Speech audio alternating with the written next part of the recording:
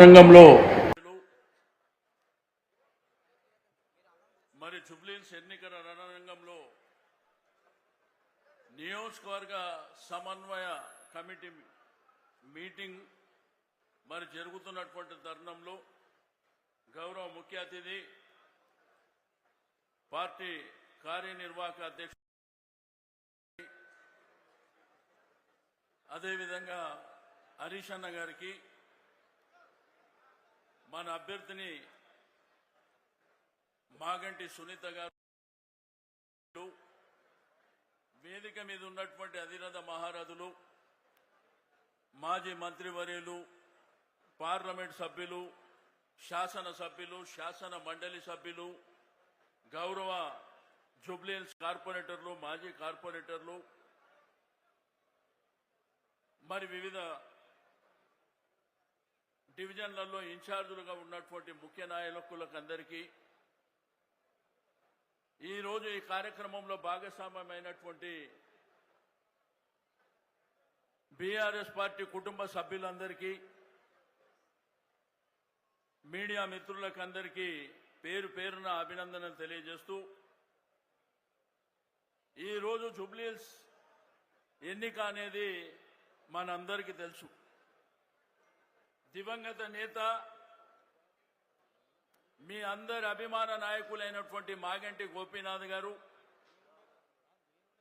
11 సంవత్సరాలుగా ఈ నియోజకవర్గంలో అనేకమైనటువంటి కార్యక్రమాలు చేపట్టడం జరిగింది. పేదవాళ్లకు డబుల్ బెడ్రూమ్ ఇవ్వడంలో కానీ, ఈ ప్రాంతంలో శివమ్మ పాపిరెడ్డి హిల్స్ రిజర్వాయర్ కట్టించడంలో కానీ, ఇప్పుడు మనం ఇక్కడ ఉన్నటువంటి గుట్ట కూడా కాపుతో పాటు నిరంతరం ప్రజలతో నిమగ్నమై అనేకమైనటువంటి కార్యక్రమాలు గోపీనాథ్ గారు మరి చేయడం జరిగింది.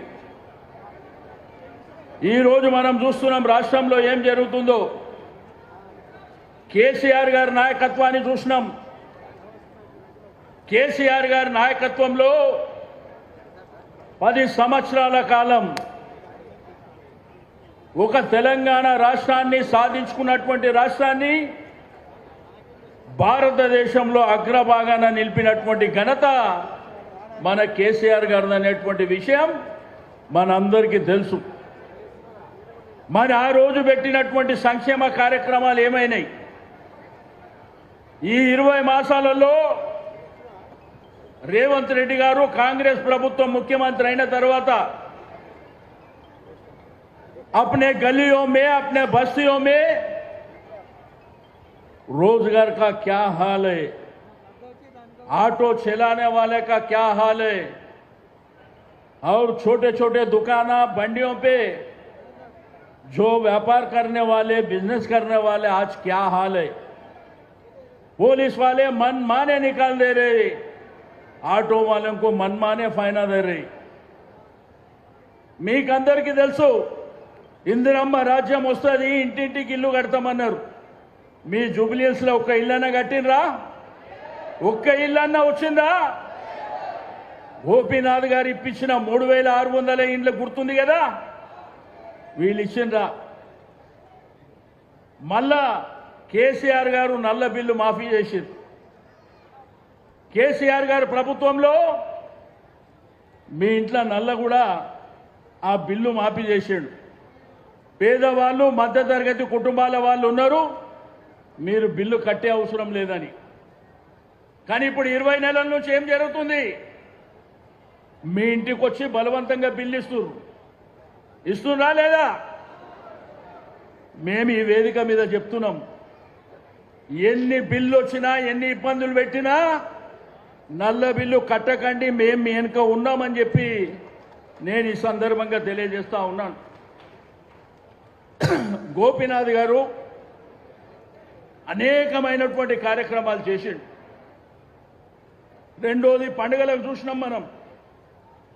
మాంకాళి జాతర వచ్చినా, బతుకమ్మ పండుగ వచ్చినా, రంజాన్ వచ్చినా, క్రిస్మస్ వచ్చినా వినూత్నమైనటువంటి కార్యక్రమాలు చేపట్టింది కూడా మనం చూడడం జరిగింది. కాబట్టి గోపీనాథ్ గారు మన మధ్యలో లేరు, వారు అకాల మరణం చెందిరు. కాబట్టి ఎప్పుడు రాని కుటుంబం వాళ్ళ భార్య బిడ్డలు కొడుకుతో సహా మీ దగ్గరకు వచ్చిండ్రు. వాళ్ళని ఆశీర్వదించి దీవించి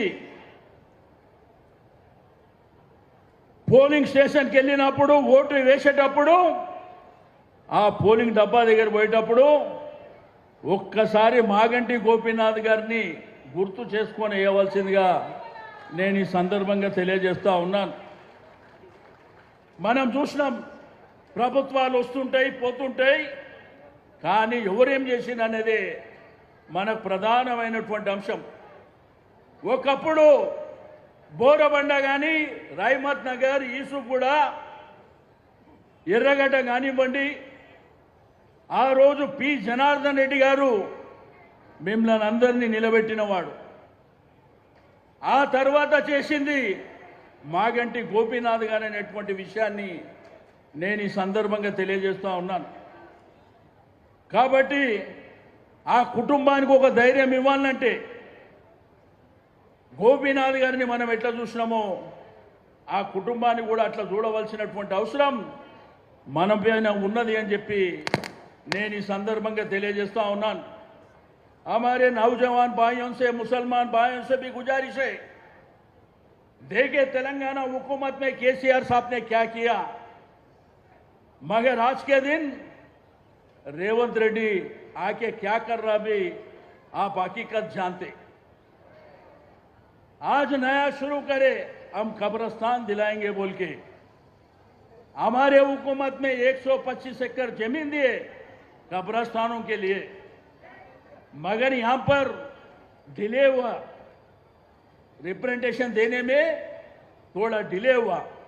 फिर भी गोपीनाथ साहब 2023 असेंबली इलेक्शन में बोले अपने हुकूमत आते ही दिलाएंगे बोल के, मगर हकीकत में तो हमारे पार्टी हार गई, कांग्रेस पार्टी जीती। నేను అడుగుతున్నా మీ అందరికీ, ఈరోజు ఎంతో మంది తిరుగుతున్నారు ఈ ప్రాంతంలో, మరి 20 నెలల నుంచి ఎందుకు తిరగలేదని చెప్పి నేను అడుగుతా ఉన్నాను.